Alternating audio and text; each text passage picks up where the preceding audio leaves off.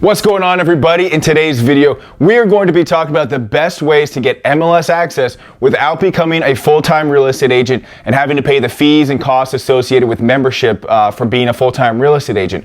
Now, the first way of doing it, probably the best way, would be to find an investor-friendly real estate agent. Now, keep in mind, most real estate agents are not going to be investor-friendly. That's kind of just the way the business works.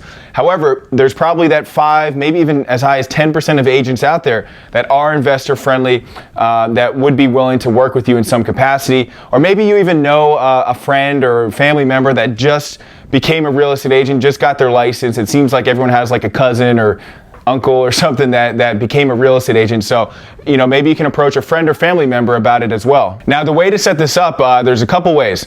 So the first way would be to be what's called an unlicensed assistant. So most MLSs have a type of access to the MLS where you can actually, technically, you would be working under them as an unlicensed assistant.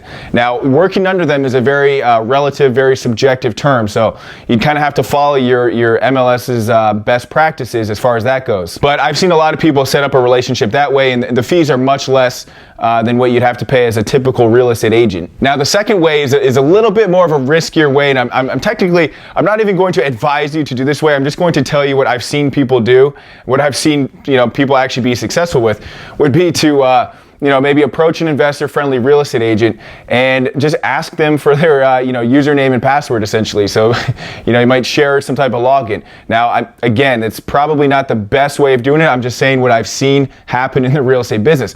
And for doing that, you might have to, maybe you could set it up where you send them a lot of your leads that you're getting. So if you're doing leads for real estate investment deals, keep in mind that like 90% of those leads are probably not going to be great investment deals. However, they could be great real estate agent leads. So what you could do is you could send those leads over to the real estate agent in exchange for getting their access to the MLS. Okay, so the second way of getting MLS access would be to become what's called a referral agent. So in that scenario, you actually would have to take the real estate exam. However, keep in mind, the real estate exam is something that you can study for in like 2 weeks. It's probably one of the most simple tests out there. I mean, it is like shockingly easy to get. I mean, being that real estate is probably the biggest investment of most people's lives. The fact that you can actually study and get a real estate license in, probably under a month. Trust me, the test is not very hard. I've done it for 3 different states, and it's relatively easy to pass. So what you can do once you pass the test is become what's called a referral agent, where again, you would just sign up with a local brokerage. You wouldn't be a full-time agent, so you wouldn't have to pay the fees and membership costs and things like that. You would have to pay a much smaller amount, but it's really not going to be that expensive. And it's, I see a lot of people do it, and if you get leads, you can always refer them out to other real estate agents and actually get paid for doing so. Okay, and the last way of getting MLS access would be to use a service that is comparable to the MLS. So there's a lot of services now that are like 98, 99% of what the MLS is.